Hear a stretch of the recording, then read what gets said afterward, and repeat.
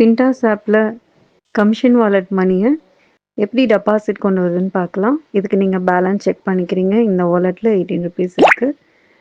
இப்போ நீங்கள் ஃபின்டாஸ் ஆப்போட கமிஷன் வாலெட்குள்ளே போகிறீங்க.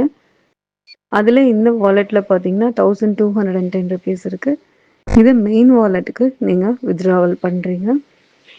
ஸோ வித்ட்ராவல் பண்ணும்போது உங்களுக்கு சில டிடக்ஷன்ஸ் இருக்கும்.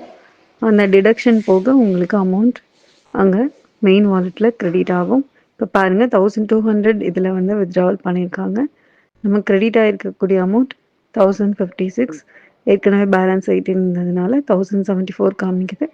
இதை வந்து நீங்கள் ஹிஸ்ட்ரிலையும் போய் செக் பண்ணிக்கலாம். ஸோ அதில் உங்களுக்கு கரெக்டாக டிடெக்ட் ஆகிருக்கு, கிரெடிட் ஆகிருக்கு அப்படிங்கிறது நீங்கள் பார்ப்பீங்க. ஓகே, இப்போ 1074 வந்து நம்ம பேலன்ஸில் வச்சாச்சு.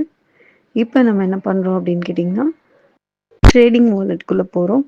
ஸோ இந்த ட்ரேடிங் வாலெட்டில் டெபாசிட் அப்படின்னு ஒரு ஐக்கான் இருக்கும் லெஃப்ட் கார்னர். அதில் நீங்கள் எந்த மெயின் வாலெட்டில் எவ்வளோ அமௌண்ட் இருக்கோ அதை வந்து டெபாசிட் பண்ணிக்கலாம்.